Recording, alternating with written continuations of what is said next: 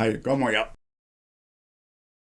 嗱呢條片係講 AI 嘅前途嘅，上半橛係講三個人喺達沃斯論壇講嘅嘢。呢個就係黃仁勳嚇 Anthropic 同 DeepMind 嗰個領導人，佢哋都係有好大嘅發言權啦，都係神級嘅人物啦。後邊一橛呢，就我講乜嘢會受 AI 影響得最重要，同埋解釋個原因俾大家聽。好啦，嗱，而家大減價嘅嘢，好受歡迎嘅嘢，我講過好多次啦，但係我再提一提大家，呢個係日日好多人買嘅，搶購嘅都好犀利嘅，就係呢個防脫髮嘅黑豆，呢個黑豆頭皮護理洗頭水減到198蚊，精華素168蚊，你用一個禮拜你就立即見到嗰啲脫髮減少，同埋雅烏諾染髮劑咧288啦，呢個就係嚇。一支可以用幾個月嘅咯，呢個就係蝦子麵78蚊，冬菇88蚊。聽晚直播美國往何處去？呢個係好啦。呢一個黃仁勳講乜嘢？呢個不只係軟體，而係媲美電力同道路嘅實體建設。即係有啲人咧就覺得咧 AI 只不過係一種軟體嚟啫，佢唔係。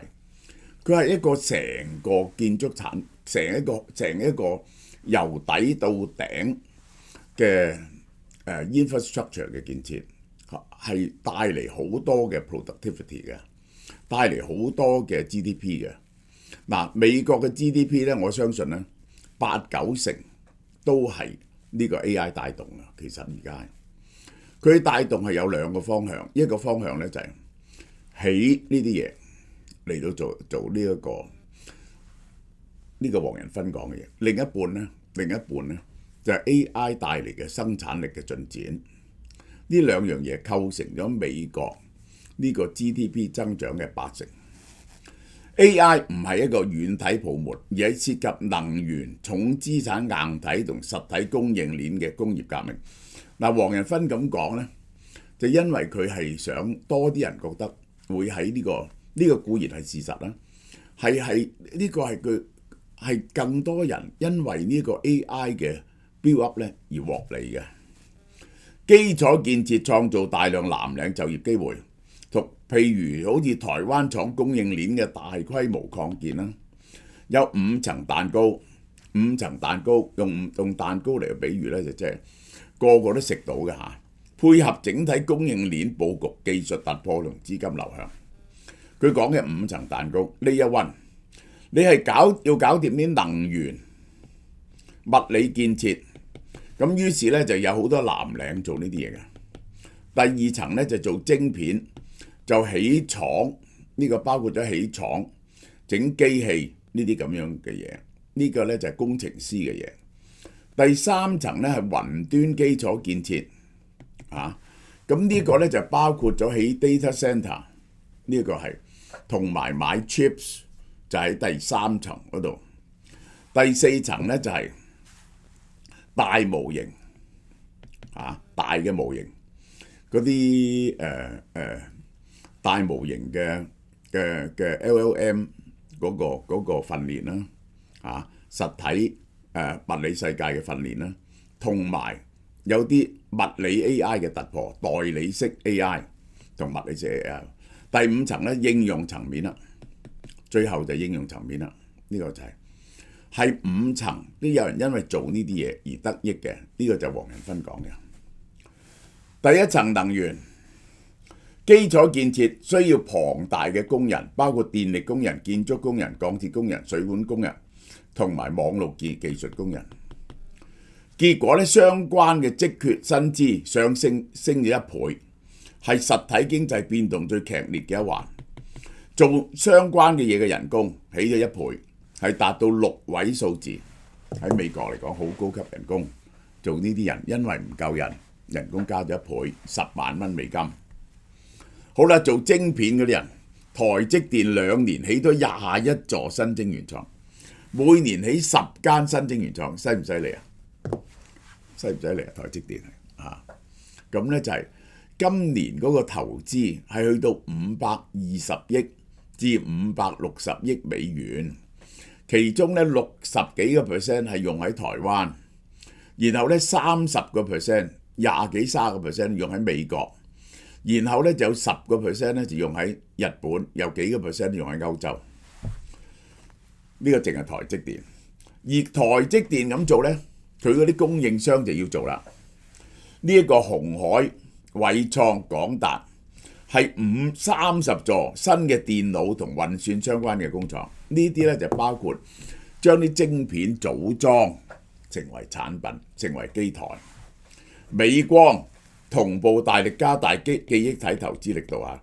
我講俾大家聽啊，美光啊，淨係美光啊，點解美光個股票升得咁犀利呢？就係佢投資未來幾年投資1000億美金喺美國起6間呢個記憶體嘅大廠，咁呢啲呢就係晶片 level。呢個晶片 level 仲有呢個晶圓製造啦，呢個就係即係釣魚咁釣嗰個晶圓柱出嚟啦。EDA 啦，仲有唔係好多人，但係最好賺嘅即係黃仁勳呢啲啦，晶片設計啦，呢個就係好啦。呢一個地緣政治嘅角力啊，呢個 Anthropic 批評佢。呢一個晶片嗰度，你唔應該賣俾中國，即係賣核武器俾北韓嘅。第三層，雲端基礎建設供不應求嘅算力，呢個係包括咗呢一個雲端，世界上3大雲端公司，而家4大雲端公司就係亞馬遜，呢一個係Microsoft，呢一個係 Google，然後就 Oracle。咁呢啲公司係做乜嘢呢？呢啲公司呢就直起啲 data center， 然後呢就係provide 啲算力俾人。咁另外有啲新進嘅就係呢租晶片俾人，或者用 AI 幫人哋運算，佢嗰個呢係 AI 雲。但係呢 Microsoft 嗰啲呢同樣做到呢樣嘢嘅，呢個係連結晶片同模型嘅橋梁。嗰啲模型點樣使用，你就要買晶片。晶片呢就係投入雲端建設，係資金流向最明確嘅階層。嗰啲人唔明白，而家最多錢俾錢嘅就係雲端。雲端呢而家一年呢係6000億至8000億美金到嚇，佢哋每年嘅折舊呢都2-3千億美金，所以呢要用呢啲錢呢就投入去增加個算力，呢個就係。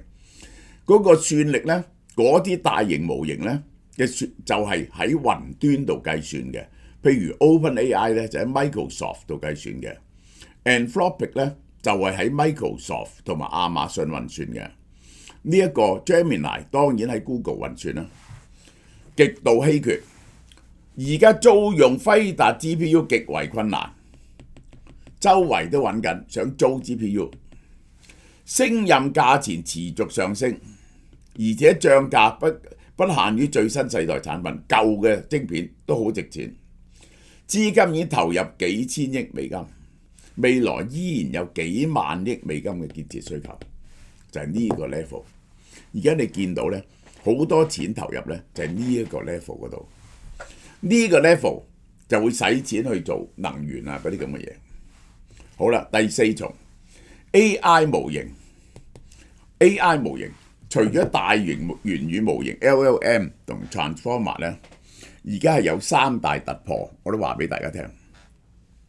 代理式呢一個係模型有推理同規劃能力，解決早期幻覺問題啊，能未經專業訓練回答複雜問題。代理式係乜嘢呢？即係呢，佢好似一個。你係假設有個虛擬嘅代理，幫你做一系列嘅嘢，佢自己去上網搜索，然後呢，即係本來我哋要逐個逐級去做噶嘛，上門搜索揾啲資料翻嚟，然後揾第二個 AI 呢就改寫咗之後呢，就要揾個公仔上嚟讀佢出嚟，然後呢就配入嗰條片度，然後呢就係鋪上去生成字幕咁樣。呢一系列嘅嘢呢，個 AI 幫你由頭到尾做晒，自己揸主意做晒，就唔係單一任務。嗰個 AI 係識得去 planning 去執行呢啲任務，去旅行又係咁，佢幫你 plan 好咗，然後咧就幫你去訂機票book 車、買戲飛呢啲嘢做齊晒，你唔使擔心。即係有一個你嘅好似私人代理幫你做緊一系列嘅複雜嘅任務，尤其是喺商業帝國呢個更加容易、更加重要，幫你去考慮所有嘅嘢，而係去推進你嘅商業策略。好啦，第二，DeepSeek 推出嘅大量降低咗企業教育界嘅開發門檻。第二就係 DeepSeek 嘅技術啊，令到好多人可以用小型嘅模型，用開放式模型嚟到自己訓練自己嗰 set 嘢。嗱，呢兩個係新嘅用途。第三 ，AI 開始理解真實世界嘅物理。呢個物理 AI， 物理 AI 係乜嘢呢？同 physical world 接觸嘅。其實你要明白 physical world 嘅呢個就包括咗揸車啦，呢個機械人啦，做實驗啦，啲 AI 會做實驗喎，推理啦，而且咧仲有 gen 影片，你係要識得呢一個 physical world 喎。你 gen 個樹葉出嚟，佢即刻飄落地下喎，呢個就係因為呢三樣嘢，呢個好多係用喺呢個 full self driving 同埋呢一個機械人。呢三樣嘢係2026年、2026年之前咧，你唔係好見到嘅。2026年咧會使用好多嘅 AI 呢個 level 嘅嘢。第五，應用層最重要係攞翻錢翻嚟嘅，金融服務啦，提供醫療保險啦，製造業啦，好多嘅行業就係你俾錢去用 AI 之後咧，你就會增進你嘅生產能力，尤其是做生意嘅企業決策、推銷呢啲嘢咧，將所有資訊 coordinate 咧係非常重要。好啦，資本風走向邊度咧？2025年係創投史上資金規模最大嘅一年 ，venture capital。AI native company 包括咗醫療、機械人、製造、金融呢啲嘢會產生，佢哋有人做咗呢啲 AI 嘅公司、應用公司，咁嗰啲 AI 公司咧就幫實際上嘅公司咧提供各種服務，實際上嘅公司咧就因此做多咗生意，減少咗請人，所以咧佢哋有錢俾呢啲公司，呢啲公司咧就有錢俾呢一個雲計算嘅公司。雲計算嘅公司咧就有錢去買晶片同埋做能源建設。呢個係一場工業革命嚟嘅。工業革命就好似蒸汽機同埋電器嘅普及重資產屬性，由能源建廠、晶片製造咧都係實體嘅基礎建設，好重資產嘅，而且係長期嘅，好似電力同道路咁，係長週期嘅，要增加能源。起呢一個晶片廠、冷卻呢啲咁嘅嘢，隨着物理 AI 同代理式 AI 成熟咧，應用層就會開始回報底層嘅巨額資本支出。呢個咧係今年開始就大量回報。呢一個係頭嗰幾年咧，佢嘅等於咧就係點咧？嗰啲人起好多錢去做呢啲系統，就即係等於起緊啲路去到第4、5期咧，你就開始咧就收錢嘅咯。啲汽車可以行。呢個阿摩迪同夏斯比嘅世紀對談，經濟論壇嘅 AGI 發展嘅深度，共同目標。呢一個就係 DeepMind 嘅，呢個就係 Anthropic 嘅。兩者都認為 AGI 就嚟去㗎啦，對人類文明產生巨大嘅衝擊。AGI即係點講呢？嗰個 general intelligence、artificial general intelligence 係個 AI 唔係淨係識一樣嘢，佢係識得好多嘢，而佢嘅 level 咧係去到諾貝爾獎嘅級別。核心方分別咧喺時間表、勞動力衝擊、地緣政治風險有唔同嘅戰略判斷。呢個就係Anthropic 嘅阿摩迪。佢嘅核心論導咧極度激進，佢話個技術奇點 singularity 咧已經到啦。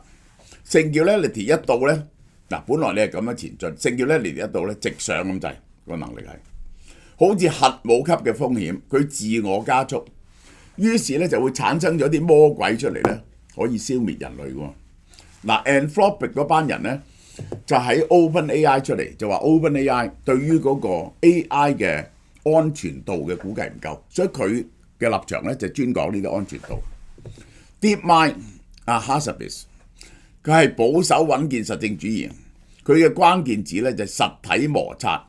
當你擺落去現實世界嗰陣時咧，佢係要有一段摩擦整合嘅，而且你講嗰啲嘢咧係要經過科學驗證，然後先至可以成功。所以佢認為咧係冇咁快，因為要經過實體嘅檢驗。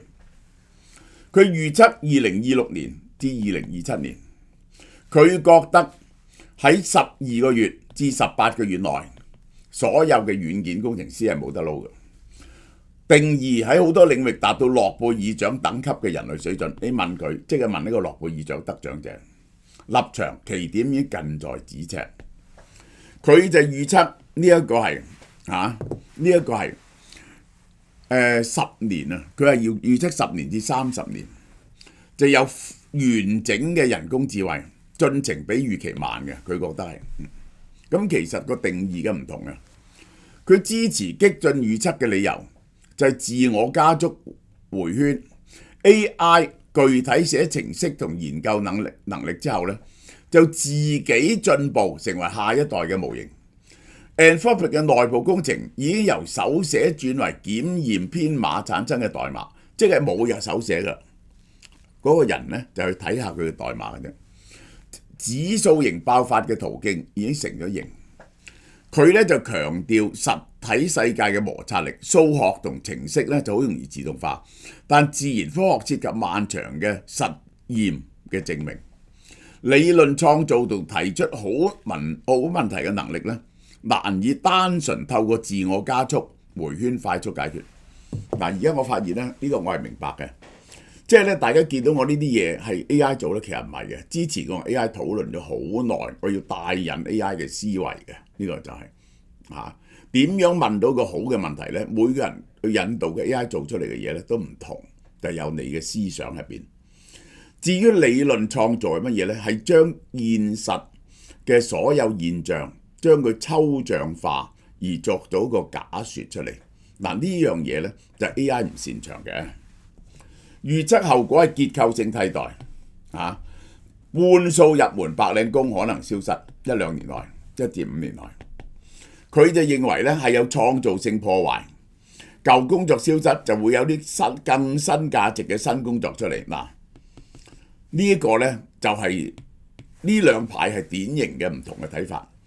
我係 buy 呢一派嘅。點解咧？我係去到即係你每次咧都有啲新嘅工揾出嚟，但係當你有自身機械人，如果自身機械人又好聰明咧，你可唔可以想像乜嘢工係自身機械人唔做得，一定要用人去做嘅咧？呢個係你諗唔到啊！隨住技術轉型逐步產生隱性替代，企業先從需求增速放緩開始，然後崗位替代。首先唔請人，跟住就炒人。AI 嘅技術進步係指數型嘅，個社會調節係線型嘅，呢個大鑊。社會只要可以用某個，因為嗰啲法律啊、社會體系啊、人嘅觀念接受唔到呢種咁樣嘅進步，所以個社會係調節唔到嘅。工具賦能嘅際遇 ，AI 工具普及性，人人可以用。如果年輕人掌握新嘅工具，累積經驗速度咧超越傳統途徑，新嘅競爭優勢。年輕人啊，好快就獲得經驗，透過 AI。嗱，舉個例，以前咧就係要整架車，咁你就要去學，咁啊逐步整啊。而家唔係，而家我整嗰個 jet engine 咧就係咁啊。喺網上 3D，你就可以砌架車，砌嚟砌去俾你砌，然後一錯佢就會話俾你聽，咁你咧就唔使去學呢個。地緣政治 AI 等於核武，世界應該慢啲。佢話咧冇得慢嘅，你單方面踩剎車，人哋去咗你咪大鑊咯。喺高速競爭中咧，大家傾一個安全機制出嚟嘅啫，冇得慢嘅。你慢中國會同你慢咩？係咪？佢建議嘅嘢就係晶片禁令，唔好晶片外流，將晶片燒去競爭對手，就好似買核子武器俾北韓咁。一定要爭取時間，整套治理機制出嚟。喺地緣政治、企業競爭冇辦法減速，速度不可逆，只不過係點樣安全啲啫。個共識同埋分歧，共識就係 AGI 係不可逆嘅趨勢，佢嘅影響力會超過以前嘅兩次工業革命，就係蒸汽機革命同埋電力革命，都帶嚟某種形式嘅監管同埋治理嘅分歧。佢認為呢個 Moder 認為呢一個期點已經到，佢認為要長期啲嘅風險，佢認為係生存危機嚟嘅。Harsabis 認為係轉型嘅。呢個係應該係點樣呢？對策呢就係強制減速，要做慢啲啊，或者競爭中揾安全呢？好啦，達沃斯論壇 AI 就業衝擊嘅真相，無可避免嘅衝擊，5年內巨大衝擊已經成為定局。呢個係三方嘅共同結論，演進速度快過你哋想象嘅。AI 嘅發展比多數人嘅預期更加快。核心嘅問題唔係在於 AI 發展嘅速度，係點樣去應付。社會係咪 ready 就係成功嘅關鍵。我哋喺我哋嘅心理認知同制度設計係唔係已經準備好？我講三大面向要正視嘅嘢，政府、體教育同埋社會要同時調整。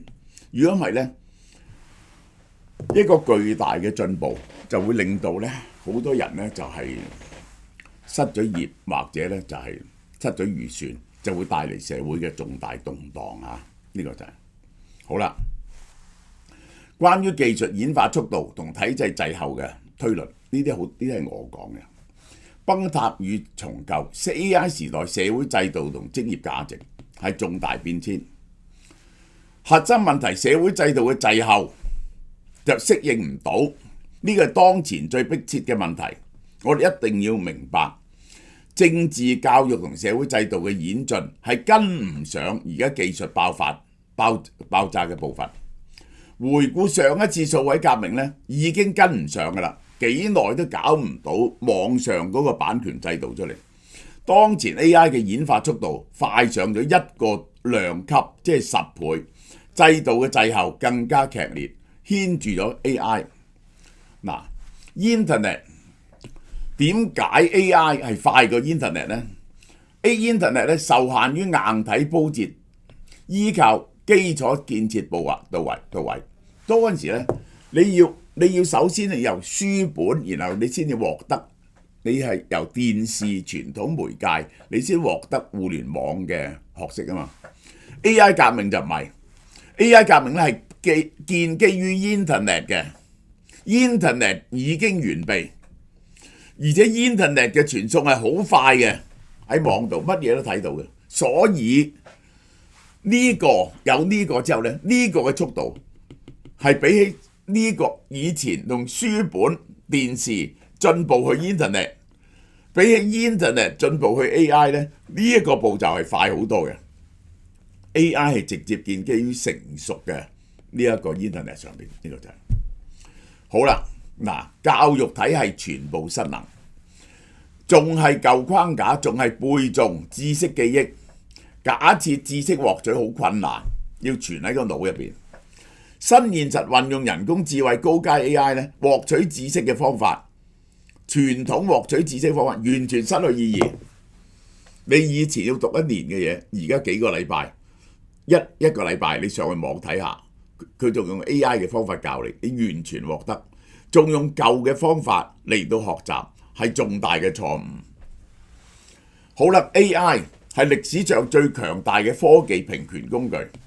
打破知識壟斷者嘅壁壘，重新定義專業技術嘅門檻。過去呢個係你一定要精通各種程式教育，必定要長期精英教育。呢個進入特定嘅封閉圈子，你先的使用高先進嘅科技，呢個點叫平權呢？而家唔係，你同個 AI 講就得㗎啦 ，AI 同你做晒呢啲嘢。以前係專業人士識得上使用高科技嘅人先至可以享受到高科技嘅嘢。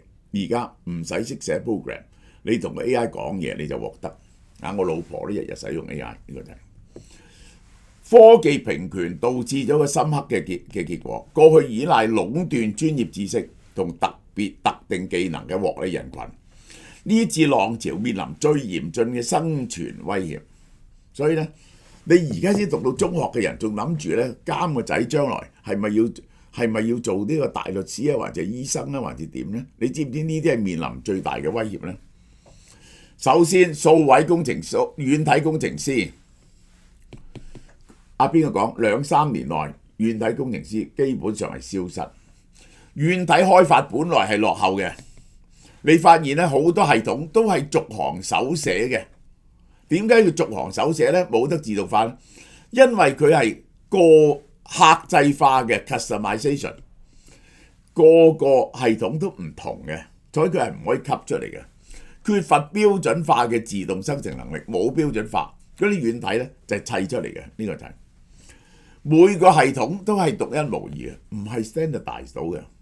本質係一種低效率嘅工藝化過程，人力成本主要消耗喺重複做輪子同埋手動除錯 debugging， 而呢班人呢就好貴，所以呢個呢就係嗰個軟體行業就係咁解。大量寫代碼嘅碼農呢係好貴，而個 productivity 咧好低。AI 最強大嘅功能係乜嘢呢？就係佢唔係學普通機器咁印出嚟，要標準化先至做到出嚟。佢係可以自動化執行客製化，明唔明啊？即係咧，每一個人你嘅需求 ，AI 就可以同你度身訂造咗出嚟。佢就解除咗數碼化呢個時候要用人手去做呢樣嘢，解除咗呢樣嘢。軟體開發最容易俾自動化取代，取消人力成本嘅環節。哇，幾貴啊啲人工，所以呢啲人好大鑊。好啦，第二啦，就係趨勢推演到外科醫生、資深律師、專業顧問呢啲人讀書要讀幾多年啊？3歲開始讀到33歲，讀30年。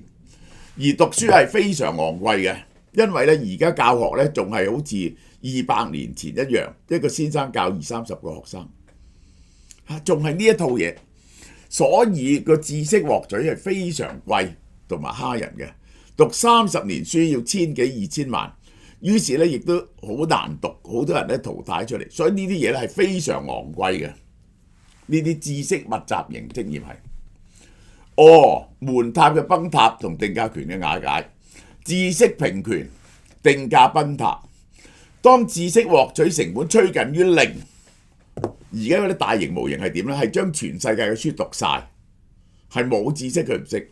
基於知識稀缺性，呢啲嘢值錢就因為知識稀缺性嘅商業模式係難以維繫嘅，終於喺未來10年20年咧係徹底瓦解嘅。而你仲叫啲仔女去做呢樣嘢，行業呢啲職業唔會立即消失，但係步入咗下行區域。行業定價權跌，社會地位稀釋，權力結構重組。以前要300個律師攞去做嘅嗰啲大型嘅 case study 咧，即係嗰啲集體訴訟咧，而家3個律師就得，3個律師就得。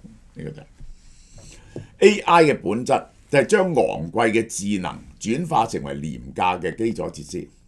喺呢場崩塌同重構入邊，唯有理解適應後稀缺時代嘅價值邏輯，先喺新嘅體制度揾到立足點。呢幾點咧就我講俾大家聽。所以 AI literacy 咧係最重要嘅。香港政府有推動幾多 AI literacy， 即係啲人識得使用 AI， 唔係要識得寫 AI， 係明白 AI 嘅原理同埋點樣去使用，係當前最重要嘅嘢。即係等於舊社會入邊前工業時代、工業革命時代，識字係最重要嘅嘢啊嘛。而家咧就唔係，係識 AI 咧係最重要嘅嘢。好啦，羊腩煲減到168蚊嚇。呢幾樣嘢係大減價嘅，7折 Farm Bio 係乜嘢嚟㗎？獵戶素126蚊，呢個男士維生素、女士維生素96蚊。韓國呢個腦燒樂減少你老人之呆嘅可能性175蚊。呢個心血樂管心血管會唔會有太多膽固醇啊？呢啲咁嘢126蚊，大家多多幫襯啊！仲有全部嘢都7折啊！有骨補關節啊、骨個骼啊、腸道益生菌啊、免疫力啊呢啲咁樣嘅嘢，全部齊晒，都係非常平嘅。OK， 好啦，嗱，馳名嘅呢一個賀年糕點開始推出啦，有8折優惠下，有4款賀年糕點，當然有呢個瑤煮蝦米蘿蔔糕啦，係用大廚系列嘅臘腸喎。再配生晒嘅蝦米，以及時令嘅大蘿蔔，無論蒸或者煎都咁好食嘅。原價148蚊，8折118蚊。好啦，臘味芋頭糕呢，就用臘腸加揀手芋頭，芋頭切成粒狀，加上臘味，特別有咬口。原價138，8折108啫。第3款咧係半糖馬蹄糕，半糖馬蹄咧係出名嘅馬蹄出產嘅地方，做糕點特別有名嘅，清熱化痰，花少少功夫將馬蹄切成條狀拌入，食落去會有清甜效果嚇。原價108，8折88。